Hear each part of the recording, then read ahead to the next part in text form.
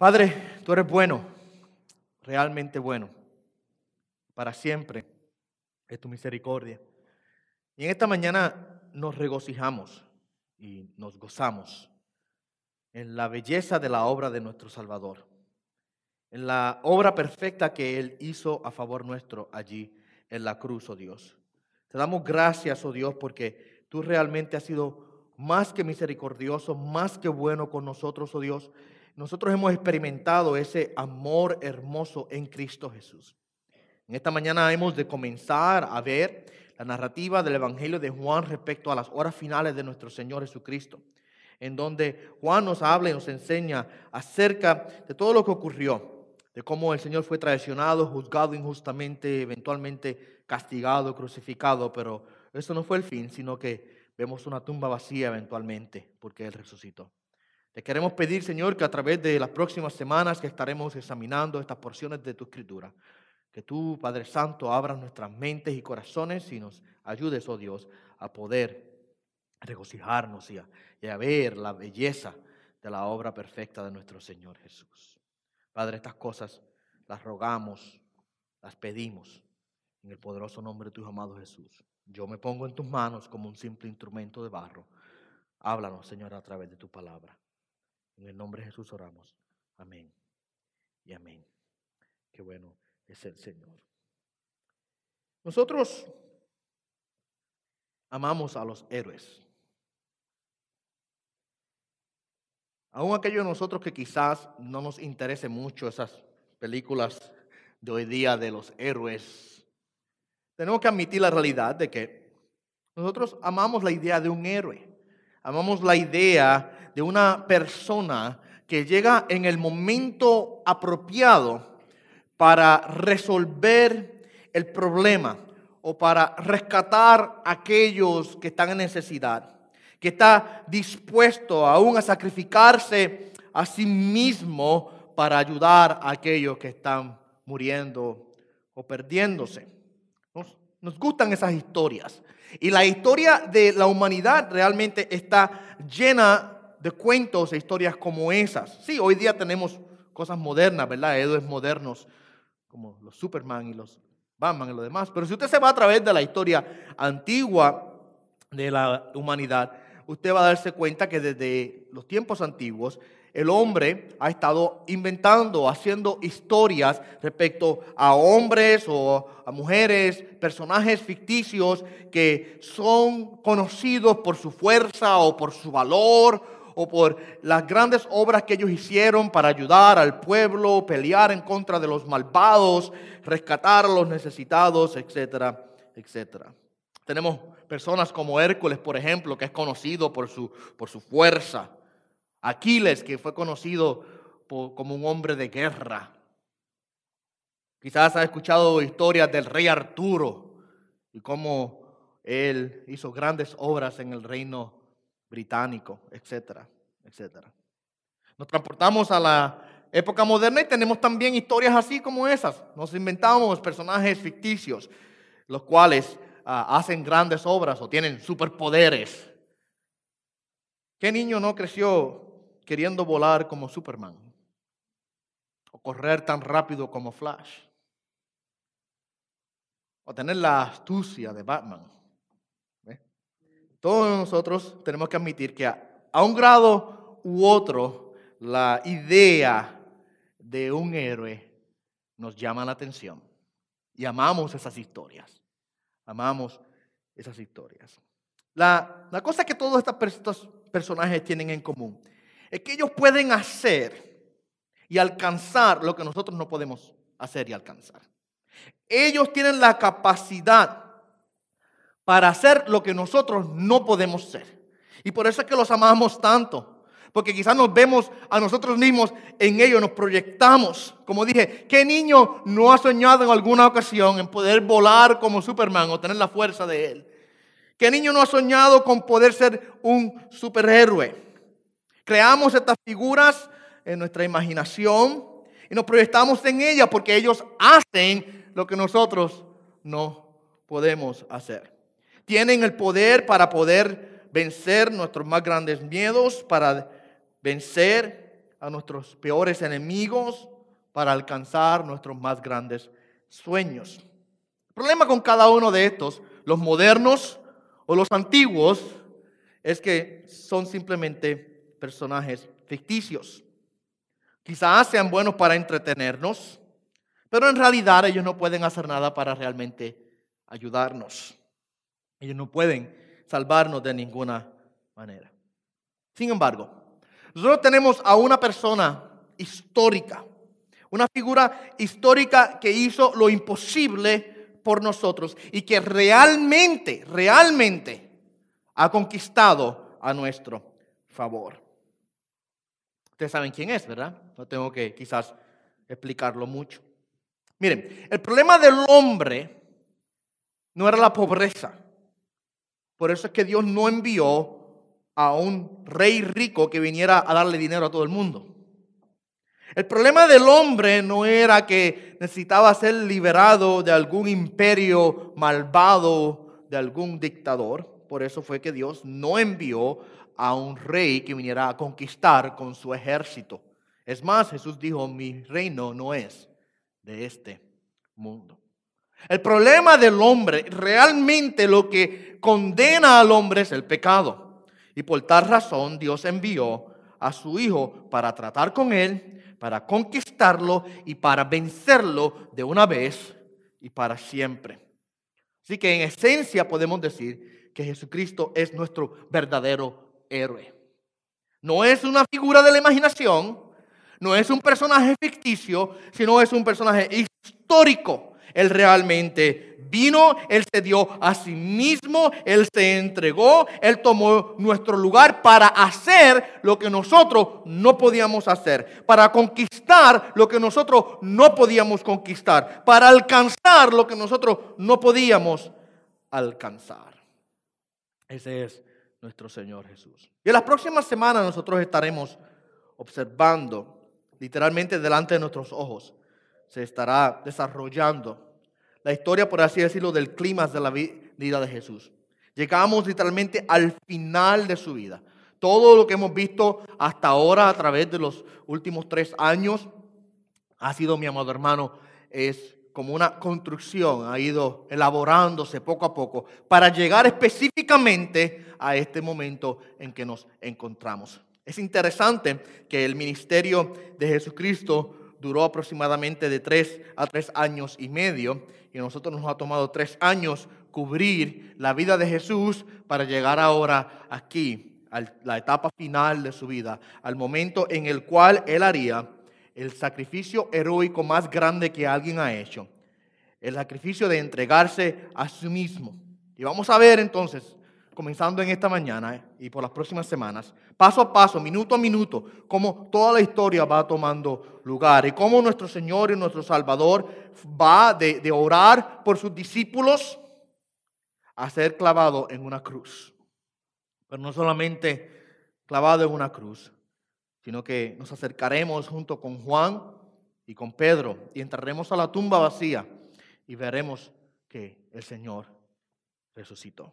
En esta mañana nos vamos ahora a concentrar en un aspecto específico de esta historia final de Jesucristo. Muchos conocen esta etapa de la vida de Jesús como la pasión de Cristo, un título que se le da. Se habla de la pasión de Cristo como esa última semana, esas últimas horas de Jesús, desde el momento que está con sus discípulos en la cena hasta la traición y lo demás. Y en esta mañana vamos a concentrarnos en esa etapa o este aspecto de la traición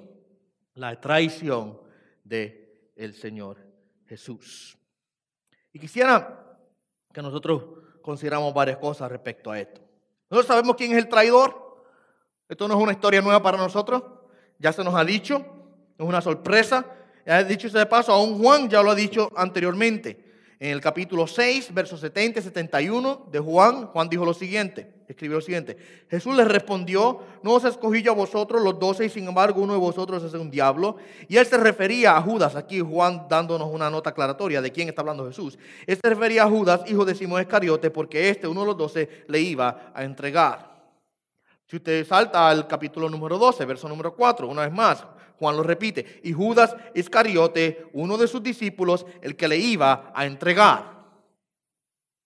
Interesante es el hecho de que el apodo de Judas, aparte de ser Iscariote, es el que le iba a entregar. Cada vez que se menciona a Judas por nombre, se dice el que le iba a entregar. La Biblia lo identifica como el traidor desde el principio. ¿Sabemos cómo él lo hizo? Mateo nos da un poco más de detalles respecto a la traición de Judas. Juan no nos da muchos detalles respecto a esto. Una cosa que tenemos que entender antes de proseguir, que tenemos que entender con los evangelios, es que cuando leemos los 4 evangelios respecto a una historia específica y vemos que hay diferentes aspectos, no es que se están contradiciendo, sino que se están complementando. Y tenemos que entender que lo que Juan no escribe, quizás lo escribe Mateo, etcétera, etcétera. En esta mañana voy a dar algunos detalles respecto a lo que Mateo nos enseña o Lucas, pero no voy a pintarles a ustedes una foto completa de lo que ocurrió esta noche en la traición de Jesús, porque el tiempo realmente no nos daría. Pero para poder entender todo lo que ocurrió en el proceso de la traición de Judas a Jesucristo, pues usted tiene que considerar los 4 evangelios para poder verlo en su totalidad. Pero Mateo nos da un detalle específico respecto a cómo fue que Judas planificó el evento.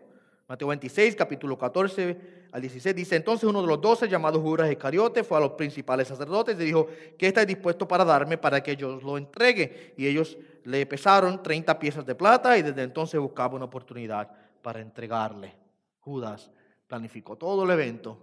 El que tomó la iniciativa, no te hablo, el que tomó la iniciativa de ir fue Judas. Él sabía que los sacerdotes y los fariseos y los líderes del pueblo estaban buscando oportunidad para arrestar a Jesús, y él tomó la iniciativa de ir y negociar con ellos. Sabemos el lugar también en donde ocurrió la traición. Jesucristo se encontraba en el huerto Getsemaní cuando Judas llegó con un tumulto de personas para arrestarlo. Con eso en mente, vamos entonces a leer Juan 18, verso 1 al 11. Y antes de leerlo, debo una vez más repetir: Juan no nos da todos los detalles de lo que ocurrió en este momento, pero por cuestión de tiempo voy solamente a concentrarme en lo que Juan escribió. Quizás en otra ocasión podemos observar otras cosas que Mateo y Lucas y Marcos quizás nos dan también respecto a este evento. Leamos juntos entonces Juan 18, 1 al 11 para que observemos la historia y así podamos ver lo que el Señor tiene para nosotros en esta mañana en estos versos. Dice así la palabra del Señor. Después de haber dicho esto, Jesús salió con sus discípulos al otro lado del torrente Cedrón, donde había un huerto en el cual entró con sus discípulos. También Judas, el que le iba a entregar, conocía el lugar, porque Jesús se había reunido allí a menudo con sus discípulos. Entonces Judas, tomando la corte romana y a varios alguaciles de los principales sacerdotes y de los fariseos, fue allá con linternas, antorchas y armas. Jesús, pues, sabiendo todo lo que le iba a sobrevenir, salió y les dijo: ¿a quién buscáis? Ellos le respondieron: a Jesús, el Nazareno. Él les dijo: yo soy. Y Judas, el que le entregaba, estaba con ellos. Y cuando él les dijo: yo soy, retrocedieron y cayeron a tierra. Entonces Jesús volvió a preguntarles: ¿a quién buscáis? Y ellos respondieron: a Jesús, el Nazareno. Respondió Jesús: os he dicho que yo soy. Por tanto, si me buscáis a mí, dejad ir a estos. Para que se cumpliera la palabra que había dicho: de los que me diste no perdí ninguno. Entonces Simón Pedro, que tenía una espada, la sacó e hirió al siervo del sumo sacerdote y le cortó la oreja derecha. El siervo se llamaba Malco. Jesús entonces dijo a Pedro: mete la espada en la vaina. La copa que el Padre me ha dado, ¿acaso no la he de beber? Como dije, nos encontramos en las horas finales de la vida de nuestro Señor Jesucristo antes de llegar a la crucifixión. La historia que tenemos aquí es bastante clara. Como les dije, es una historia narrativa, cuenta lo que ocurrió y es bastante sencilla de entender. No hay mucho lenguaje teológico complicado que haya que hacer muchas explicaciones, sino que simple y sencillamente Juan nos narra lo que ocurrió. Y lo que quisiera hacer en esta mañana es solamente concentrarme en dos cosas específicas. Número uno, quisiera ver lo horrendo de la traición de Judas. Y número 2, quisiera extraer 4 características de nuestro Señor Jesucristo de esta porción. Primeramente consideremos lo horrendo de la traición de Judas. Yo no sé si usted se ha puesto a pensar en cuál horrible fue esta traición. Quizás si nosotros viéramos que fue una persona que no conocía al Señor, que no era íntimo con el Señor, que era un enemigo del Señor, declarado, que viene y lo arresta, nosotros quizás diríamos, bueno, ¿qué iba a esperarse? Es el enemigo del Señor. Nunca lo amó. Estaba declarado como enemigo desde el principio y quizás nosotros diríamos, bueno, no me sorprende. No me sorprende. O sea, la traición tiene el elemento de que viene de uno que es amigo, o uno que se declara ser amigo. Eso es lo que hace la traición tan horrenda. Si es enemigo, nosotros no nos sorprendemos cuando un enemigo hace algo malo en contra nuestra, ¿verdad? Y en el caso de Jesucristo es lo mismo. Los fariseos querían matar a Jesús. Sabemos que desde el principio de la vida de Jesús, de su ministerio, ellos querían arrestarle y matarle. Así que no nos sorprende que ellos hicieran lo que hicieron. Lo que sí nos sorprende es ver a uno que andó con el Señor. Él estuvo 3 años con el Señor. Se sentó a la mesa con Él. Viajaron juntos. Él vio los milagros. Aún más, Él hizo milagros. Si usted lee la narrativa de los evangelios, usted va a darse cuenta que Jesús le dio poder a los 12 para que fuesen y hicieran milagros. Y en una ocasión ustedes se recuerdan que ellos regresan y le dicen al Señor, aún los demonios se nos someten. ¿Se recuerdan de esa porción? Judas participó. Él experimentó el poder. Él disfrutó de la misericordia y de la gracia de Cristo, mas aún su corazón estaba endurecido. Estaba lleno de incredulidad. ¿Por qué? La realidad es que él no amaba a Jesús. Él amaba más al dinero que a Jesús. Jesús era simplemente un método para él alcanzar los intereses personales que él tenía. Él vio que había la posibilidad de que Jesucristo se convirtiera en el rey de Israel. Los reyes tienen posesiones, tienen poder, tienen fama, tienen dinero. Ustedes saben que Judas era el que cargaba la bolsa del dinero en el grupo. Y él comienza a andar con el Señor pensando, bueno, si Cristo se va a hacer el rey, pues quizás yo voy a estar al ladito de él ahí siendo su tesorero. Yo voy a ser el que va a guardar el dinero del rey. Voy a gobernar junto a él. Con el tiempo Judas comenzó a ver cómo las multitudes, que eran miles y miles y miles de personas al principio del ministerio de Jesucristo, literalmente miles de personas que venían donde Jesucristo. En una ocasión él alimentó, cuando dice la palabra que él multiplicó los panes y los peces, él alimentó, dice, 5,000 hombres, sin contar mujeres y niños, así que podremos estar en los números de los 20,000 para arriba fácilmente. En otra ocasión hizo lo mismo con 4,000 hombres, sin contar mujeres y niños. Dice la Escritura que las multitudes venían donde él buscando que fueran sanados, que fueran librados, buscando ser tratados de diferentes cosas, que él orase por ellos. Dice que las multitudes traían aún los niños para que orasen por ellos. La fama de Jesucristo al principio de su ministerio era incomparable, mi amado hermano. Toda la región de Judea, Galilea, la gente venía donde Jesucristo porque nadie había en el pueblo que pudiera hacer las cosas que Jesucristo hacía. El pueblo de Israel llevaba 400 años sin escuchar una palabra profética. 400 años. En el estudio de la Biblia se le conoce como el túnel del silencio o el túnel profético. 400 años desde el cierre del Antiguo Testamento hasta que llegó Jesucristo, que no había palabra en el pueblo.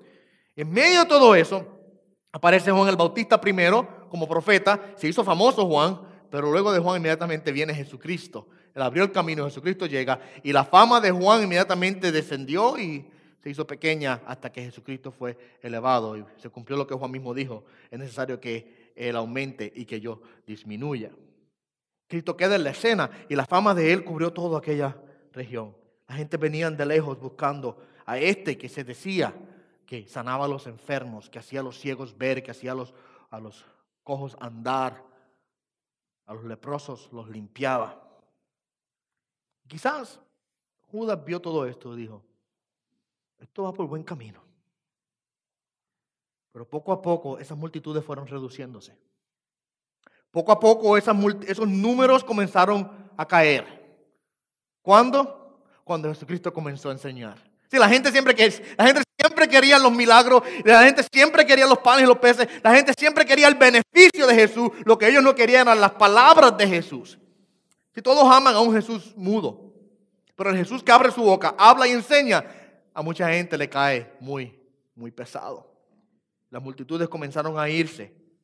Y aún entonces ahora también los líderes del pueblo de Israel comenzaron a planear, a arrestar y se murmuraba en el pueblo que estaban buscándolo, arrestarlo y matarlo. Eso lo puede ver, usted lee los evangelios y te va a ver cómo se habla de las murmuraciones que ya estaban ocurriendo. Ya los líderes del pueblo habían dicho que aquellos que se encontrasen junto con Jesús y serían excomulgados, serían echados fuera de las sinagogas. Ya había una demanda de que todos aquellos que se identificaran con este hombre era un hereje, era un blasfemo y todo lo que él hacía lo hacía por el poder del diablo. Esa era la conclusión que los líderes del pueblo habían llegado. Yo estoy seguro que Judas comenzó a escuchar las murmuraciones y los rumores que había en el pueblo. Y de repente, cuando descienden a Jerusalén, en el último viaje de Jesús a Jerusalén, Judas se dio cuenta que quizás no había mucha gente y que estaban buscando matarlo. Y le dice, ¿sabe qué? Esto no va a darme lo que yo esperaba que me diera. Y buscó quién era el que les diese el mayor precio por el Señor y vendió al Señor por 30 monedas de plata, dice Mateo. Pero en realidad, más de vender al Señor, él vendió su propia alma. Él pensaba que estaba ganando al hacer la transacción, pero realmente perdió todo. Como dije, quizás si fuera un extraño, quizás si fuera una persona que tuviese poco contacto con Jesús, nosotros no nos alarmaríamos tanto. Pero dado que fue uno que tuvo completo acceso al Señor Jesús, que se sentaba al lado de él y comía junto con él, como dice en el momento de la cena, el que mete su mano conmigo en el plato, ese es el que me traicionará. Uno que tenía toda la confianza del grupo, terminó siendo el traidor. Qué horrenda esta realidad. Pero más que horrendo, es realmente triste. Realmente triste. Judas es el prototipo de todos aquellos que escuchan quizás el mensaje del evangelio, se acercan lo suficiente a Jesucristo para conocer respecto a lo que él hizo, pero luego de probarlo dicen, eso no es para mí. Yo no creo en él. Judas es el prototipo de aquellos que llegan quizás son parcialmente iluminados, prueban la gracia del Señor y eventualmente se tornan y dicen, yo no quiero saber nada de esto. Es realmente triste la traición.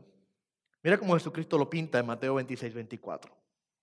El Hijo del Hombre, hablando de Jesús mismo, el Hijo del Hombre se va según está escrito de él. O sea, yo voy a ir a la cruz y voy a morir porque ya eso está escrito de que yo tengo que pasar por este sufrimiento. Yo voy como ya está escrito de mí. Pero dice él de Judas, pero ay de aquel hombre por quien el Hijo del Hombre es entregado. Mejor le fuera a ese hombre no haber nacido. Más que ser horrendo, es simplemente triste. Ay de ese hombre por quien el Hijo del Hombre es entregado. Y la realidad es esta. Ay. La palabra ay es un tipo de declaración de cuán maldita es esa persona en el sentido de que va a sufrir lo peor.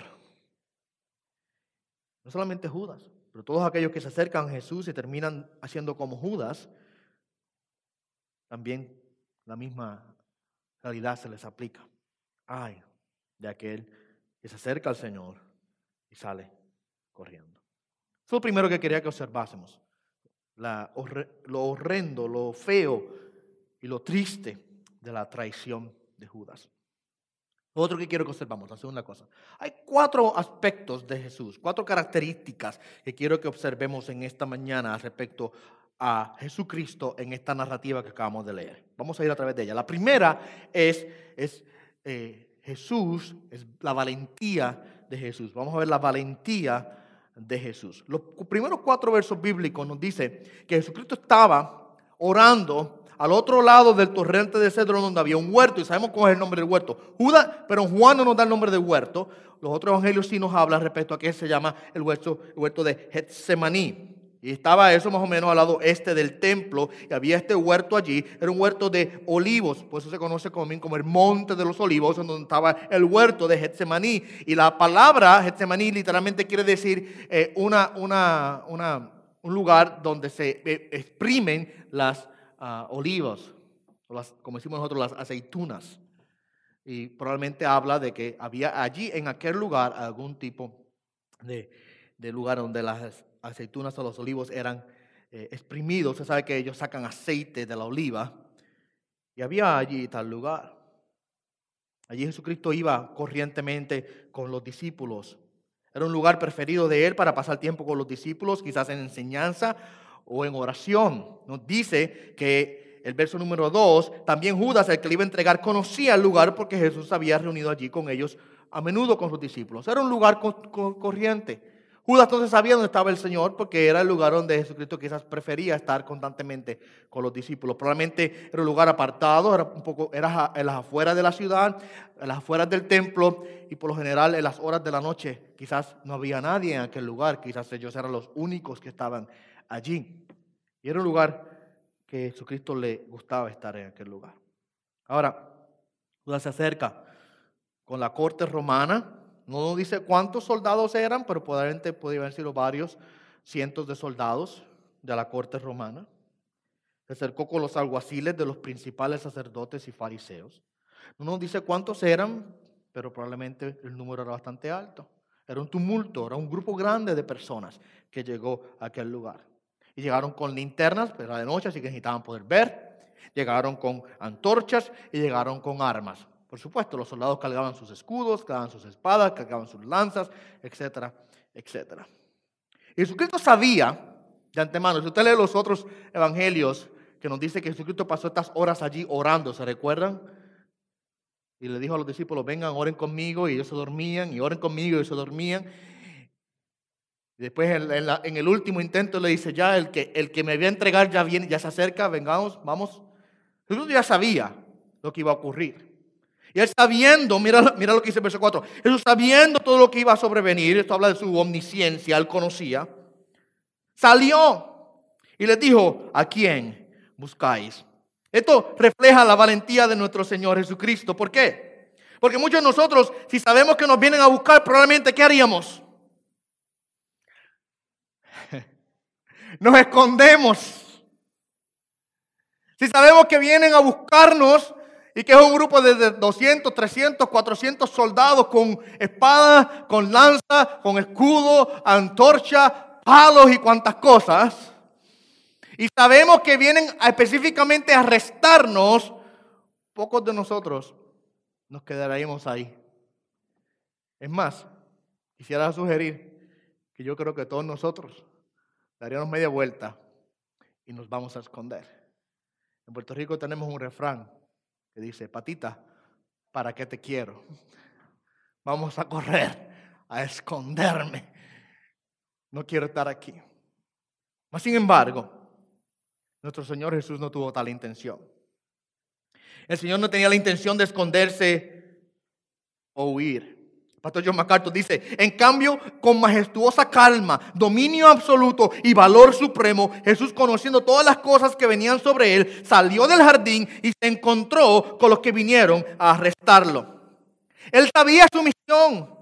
Él entendía lo que tenía que ocurrir y no había ningún temor en él. No tuvo la tentación de huir, no tuvo dudas, no tuvo inseguridades. Simple y sencillamente, él salió y note algo, el primero en hablar fue él. Se encontró con ellos, se encontró con el tumulto y con el ejército de los soldados y Judas. Y inmediatamente Jesucristo dice, ¿a quién buscáis? La valentía de nuestro Señor Jesús. ¿Sabe qué? Haciendo un contraste con el traidor. Jesús era valiente. El traidor era un cobarde. Un cobarde. No pudo él confrontar a Jesús. Tuvo que esconder, tuvo que ir con 300 o 400 soldados. Él había visto a Jesucristo hacer los milagros que había hecho. Y él decía, bueno, este hombre es serio, vamos a tener que llevarnos un grupo de soldados. Peligroso este hombre. Así que vamos a ver muchas espadas, muchos soldados, muchos escudos, muchas armas para ir a arrestarlo a él. Jesús era valiente, Judas era un cobarde. Otra cosa que quiero que observemos acerca de Jesucristo. Era valiente, vemos su valentía, fue el primero en hablar, fue el primero en salir. Vemos su poder. Ellos vienen, Jesucristo sale al encuentro, Jesucristo habla y hace una pregunta bien sencilla: ¿a quién buscáis? No es que él no sabía. Déjame parar aquí un segundo, detenerme un segundo. Que a veces nosotros pensamos que cuando Jesús hace preguntas es que él no sabe la respuesta. No malinterpretemos tal cosa. A Dios no hay pregunta que Dios no entienda o sepa la contestación a tal. ¿Okay? Dios conoce la respuesta a todas las preguntas. En el huerto del Edén, cuando Adán y Eva estaban escondidos y Dios sale al encuentro, le dice: Adán, ¿dónde estás? No es que Dios no sabía dónde Adán estaba, sino que simplemente estaba haciendo una pregunta para sacar a Adán de donde estaba. Y cuando le dice: ¿habéis comido del fruto que te dije que no comiera? No es que Dios no sabía que Adán ya lo había comido, sino que hizo la pregunta para confrontarlo en la condición en la que se encontraba. Y así a través de la palabra vemos que Dios hace preguntas, no para indagar y adquirir conocimiento. Nosotros hacemos preguntas para eso. Nosotros hacemos preguntas para indagar y adquirir conocimiento. Dios hace preguntas para confrontar al hombre. Jesús sale al enfrente de estos hombres y hace una pregunta sencilla: ¿a quién buscáis? Ellos responden: buscamos a Jesús, el Nazareno. Nazareno es un gentilicio, ¿okay? Era de Nazarea, eso es todo. Y él le responde: yo soy. Judas estaba con ellos. Me encanta la nota aclaratoria que Juan añade aquí. Jesús dice: yo soy. Y luego dice: y Judas, el que le entregaba, estaba con ellos. Él dice esto específicamente porque quiere que nosotros entendamos que lo que va a ocurrir ahora mismo, Judas no estuvo exento, sino que Judas junto con ellos sufrieron lo mismo que van a sufrir. En el momento en que Jesús dice: yo soy, mira lo que dice el verso 6, retrocedieron y cayeron a tierra. Su poder es tal, mi amado hermano, que cuando Él habla, aún sus enemigos caen. Yo no creo que esto fue simplemente una casualidad. Algunos teólogos más liberales dicen: no, esto fue que ellos se sorprendieron un poco y dieron un paso hacia atrás y se tropezaron unos con otros y hubo un efecto dominó y nada. Yo no creo que este era el caso. Yo honestamente creo que los soldados estaban todos distribuidos alrededor del huerto. Los soldados romanos no vienen en fila cuando van a arrestar a alguien. Ellos van a arrestar a un hombre, tienen que cubrir todas las salidas del huerto. Tienen que asegurarse que si lo van a poder capturar, que tanto el norte como el sur, el este o el oeste, esté todo cubierto. Yo me imagino honestamente que como buenos soldados entrenados en guerra, ellos hubiesen cubierto toda la salida y hubiesen rodeado al maestro por todos lados. De tal manera se aseguraban que pudiesen arrestarlo. Y cuando él dice: yo soy, mi amado hermano, ellos cayeron a tierra, no porque simple y sencillamente quizás habían piedras en el piso y la oscuridad provocó que ellos daran un paso, se tropezasen y cayesen y creasen un efecto dominó y todos cayeron al piso, sino que simple y sencillamente es una demostración del poder del Señor Jesucristo. Yo creo que esto está aquí específicamente para que nosotros entendamos que el arresto de Jesús no estuvo fuera del control de Jesús. Desde el inicio vemos a Jesús en completo y absoluto control, con su valentía saliendo al encuentro de ellos y preguntándole: ¿a quién buscan? Ahora vemos su poder siendo manifestado aquí en el momento en que Él dice: yo soy. ¿Qué ocurre con sus enemigos? Simplemente caen al suelo. No pueden resistirse delante del poder de nuestro Señor Jesús, incluyendo a Judas. Jesús estaba en completo control. El que con una palabra mandaba al viento y al mar a que se callasen. Que con una palabra le había dicho a Lázaro: ven fuera. Y que una y otra vez constantemente, con una simple palabra o con un simple toque, Él había sanado a todos los enfermos, aquí están sus enemigos viniendo a arrestarlo y lo único que él tiene que hacer es pronunciar una palabra y todos caen al piso. Yo soy, y cayeron. Así que mientras que Jesús era valiente, Judas era un cobarde, lo vemos. Mientras Jesús era poderoso, Judas era débil. El traidor era simplemente débil. Él cayó al suelo junto con los demás. La traición de Judas no estaba Judas en control de ella. Cristo estaba en control de cada aspecto de lo que está ocurriendo. Por eso es que vemos estos elementos así como Juan los escribe. Él sale al encuentro y cuando él habla caen, dándonos a entender a nosotros que quien está en completo y absoluto control de todo lo que ocurre es el Señor Jesús. Así que vemos la valentía del Señor Jesús, vemos su poder. Lo tercero que quiero que veamos, vemos su amor. Su amor. Y en contraste con Judas, Jesús era amoroso, Judas estaba lleno de odio. Jesús era valiente, era cobarde, Jesús era poderoso, Judas era débil. Jesús era amoroso, Judas estaba simplemente lleno de odio. Cuando ellos se le ponen de pie probablemente, en el verso número 7, Jesucristo vuelve y les pregunta. Vamos a ver el amor de Jesús manifestado aquí. Él les pregunta, ¿a quién buscáis? No es más. Ellos dijeron a Jesús el Nazareno.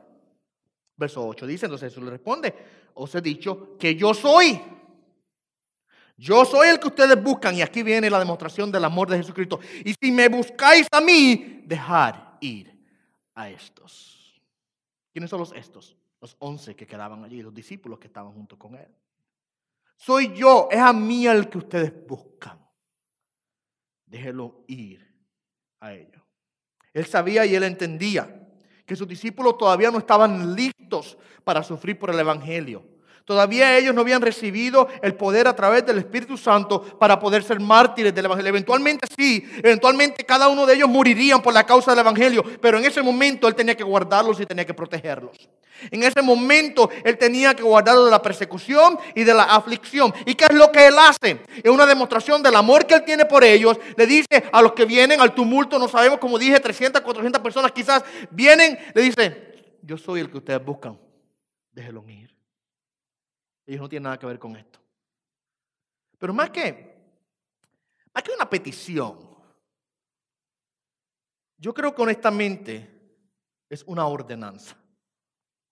Pero cuando dice, yo soy el que buscan, dejar ir a estos, yo no creo que Jesucristo está rogándoles. Déjenlo ir, por favor. No le hagan nada a ellos. Sino que Él está ordenándoles. Ustedes van a dejarlos ir a ellos. ¿Cómo yo sé eso? Bueno, en el próximo punto que voy a hacer, vamos a ver que Pedro, el que siempre se metía en problemas en el grupo por hacer cosas o decir cosas que no debía, tenía una espada consigo. Y Pedro saca la espada. Y él no solamente la saca, sino que la lanza. Viene y a dar el golpe. Y nos dice Juan que hirió al siervo del sumo sacerdote que se llamaba Malco. Y yo siempre he dicho que esto fue, o Pedro era un experto con la espada o era un novato. O era un experto y sabía cómo poder cortarle las orejas a la gente sin cortarle nada más. O era un novato, tuvo suerte y sencillamente el muchacho se movió la cabeza y le llevó la oreja por error, ¿verdad? Le corta la oreja. Si Jesucristo no estuviese en control de esto aquí, si Jesucristo no tuviese en absoluto control, y si Él en vez de estar dándole una ordenanza que dejasen ir a los discípulos, ¿qué usted cree que ocurriría en el momento en que Pedro saca la espada? Usted tiene una tumulta de soldados y de alguaciles, todos con lanzas, espadas y escudos, antorchas, palos, rodeando a Jesús y los discípulos. Y viene uno de ellos, y saca la espada y viene a pelear. Si fuera el día de hoy, usted sabe lo que ocurría, ¿verdad? Si se encuentra una persona, un criminal y un grupo de policías rodeándolo y él saca la pistola y no hace más que sacar la pistola, el arma, y la apunta al policía, está lo que ocurre, ¿verdad? En el momento, ahí quedó. Ahí quedó. Porque los policías van a coger y van a vaciar cada uno de ellos, van a vaciar su arma. Por cuestión de que puede ser que él en el momento mate a uno de ellos.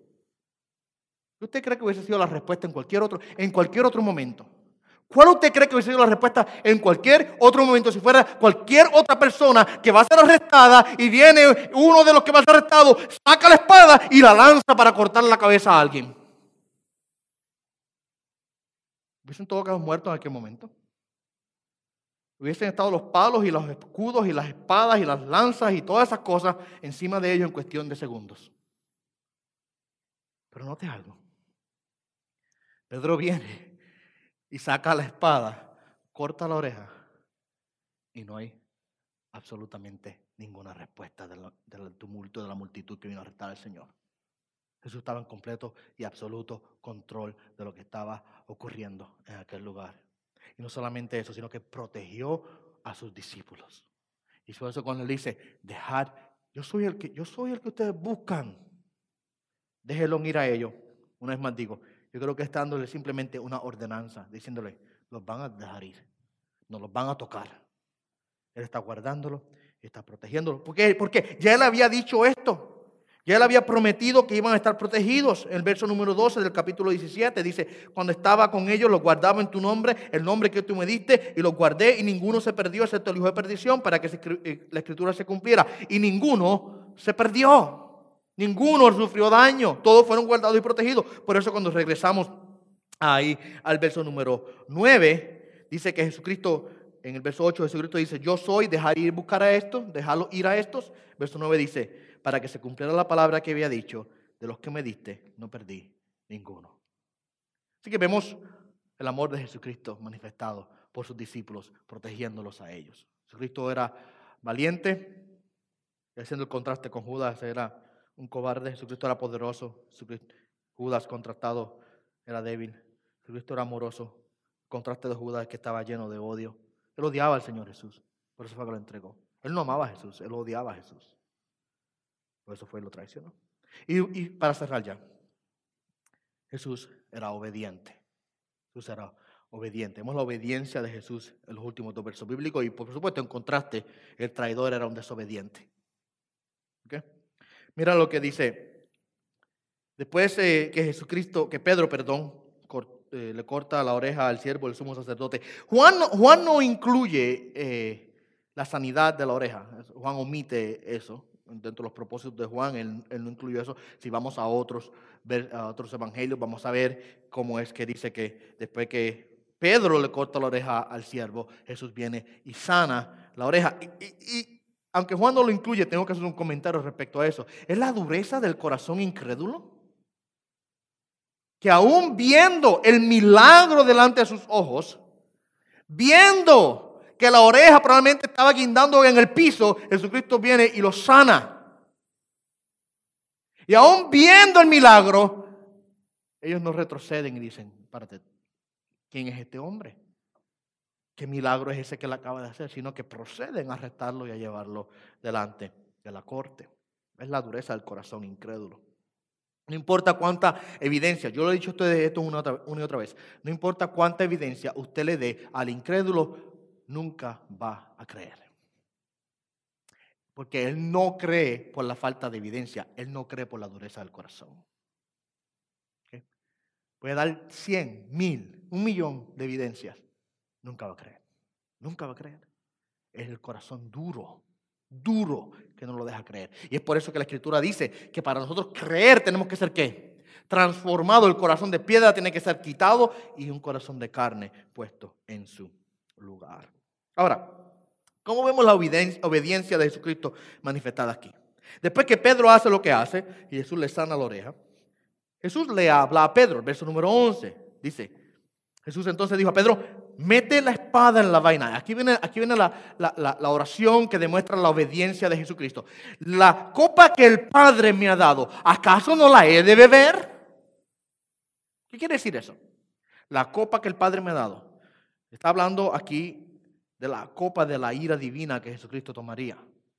Está hablando aquí del juicio divino que tendría que ser derramado sobre él. Es lo que quiere decir la copa. Y cuando ustedes se recuerdan, Jesucristo orando en el Getsemaní, le oraba al Padre y dice, si es posible, pasa de mí esta copa, mas no se haga mi voluntad sino la tuya. ¿Qué copa está hablando? La copa del juicio divino, que sería derramado sobre él en la cruz. Y él le dice a Pedro, Pedro, que tú no entiendes, muchacho, guarda esa espada. La copa que el Padre me ha dado a tomar, ¿acaso no me la he de tomar? ¿Acaso voy yo a desobedecer a mi Padre y voy a hacer lo contrario que Él me ha dicho que yo haga? De ninguna manera. Así que vemos a Jesucristo completamente dispuesto a obedecer al Padre, aún llegando hasta la muerte en una cruz. Como les dije, Jesús, en contraste con Judas, Jesús era obediente, Judas era simplemente desobediente. Nunca obedeció la palabra del Señor, mas Jesús, no, sin embargo, Jesucristo obedeció en todo, aún en el momento, hasta ir a la muerte y muerte de cruz. Para cerrar, vimos la valentía de nuestro Señor Jesucristo. Vimos su poder, vimos su amor, vimos su obediencia. ¿Okay? Las 4 cosas que les dije a ustedes que podemos extraer de este pasaje. Ahora, yo quiero guardarlos a ustedes de un error que muchas veces nosotros cometemos cuando leemos la palabra y extraemos principios como este. Muchas veces nosotros pensamos que cuando examinamos porciones como estas, en las cuales vemos este tipo de principios o descripciones acerca de personajes bíblicos, en este caso Jesucristo, que están ahí para nosotros simplemente copiarlas. Para nosotros simplemente tratar, bueno, si Jesucristo fue valiente, yo debo ser más valiente. Si Jesucristo fue poderoso, yo también debo ser poderoso. Si Él fue amoroso, yo debo ser amoroso. Si Él fue obediente, yo debo ser obediente. Y por supuesto, Jesús es nuestro ejemplo. Por supuesto, debemos buscar nosotros ser amorosos y debemos buscar ser obedientes, etcétera, etcétera. Mas, sin embargo, tenemos que tener mucho cuidado de no caer en el error de pensar que el evangelio es simplemente nosotros tenemos que intentar más. Tenemos que ser mejores por nuestra propia cuenta. Tenemos que tratar más fuerte. Tenemos que trabajar más duro. Caemos en el error de pensar que los principios que podemos extraer de la Escritura de obediencia son simplemente como unos modelos para nosotros seguirlos por cuenta propia, de nosotros buscar acumular crédito con Dios. Si yo trato más duro, si trato más fuerte, si hago un mejor esfuerzo, si trato de ser mejor, quizás entonces yo puedo ganarme algún crédito con Dios. Yo he tratado, Señor, mira, yo he tratado, he hecho más, he trabajado más fuerte, he sido más obediente y yo puedo venir delante de Dios y decir, ¿ves? Acumúlame, apúntame en mi tablita de crédito más puntos, porque yo he hecho más cosas. Oh, y cómo nosotros entonces pensando de esta manera terminamos perdiendo el mensaje del evangelio. Terminamos completamente ignorando la verdad del evangelio. El evangelio no es que simplemente que nosotros debemos tratar de ser mejores, que nosotros debemos tratar de ser más poderosos, ser más obedientes, ser amorosos por nuestra propia cuenta. De ninguna manera yo puedo ganar crédito con Dios, mi amado hermano. Yo tengo que entender que no hay nada que yo pueda hacer lo cual pueda salvarme y acumular crédito con el Padre. No hay nada que nosotros podamos hacer, mis amados hermanos, lo cual pueda darme ahora mayor acceso a Dios. ¿Okay? Este tipo de pasajes no están escritos para que nosotros busquemos ser mejores. Está aquí para que entendamos que Jesús es nuestro perfecto Señor. Jesús es nuestro perfecto Salvador. Él es el sacerdote perfecto. Así que podemos confiar en Él. Podemos poner toda nuestra fe en Él y aceptar su obra completa y final. Este es el mensaje del evangelio. No es lo que yo hago, es lo que Él hizo. Y ahora yo confío en su obra. No es mi valentía, es la suya. No es mi poder, es el suyo. No es mi amor, es el suyo. No es mi obediencia, es la obediencia de Cristo. Lo que hace ahora que tengamos una nueva relación con Dios.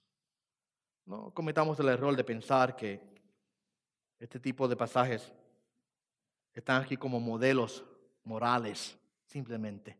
No, están aquí para demostrarnos a nosotros la perfección de nuestro Salvador y nuestro Señor. Y sabemos entonces que a través de la fe puesta en Él, nosotros ahora podemos verdadera y realmente alcanzar la gracia. Podemos ser salvos es a través de la fe en la obra perfecta de Jesús. Amén. Demos gracias al Señor en esta mañana y así culminamos. Padre, amamos tu nombre, oh Dios, y te damos gracias por tu amor y tu santa misericordia. Te damos gracias, Señor, por todas las cosas buenas que tú haces a favor nuestro y has hecho, Dios, en Cristo Jesús. Te damos gracias, oh Dios, por la obra perfecta de nuestro Señor Jesús. Gracias que Él permitió, Él se entregó, Él se dio a sí mismo. Como decía al principio, Él es nuestro héroe perfecto. Él hizo lo que nosotros no podíamos hacer. Él alcanzó lo que nosotros no podíamos alcanzar. Él cumplió la obra que nosotros no podíamos cumplir. Y por eso estamos más que agradecidos, Dios. Agradecidos de esa misericordia, gracia y bondad que tú has demostrado a través de tu Hijo amado Jesús.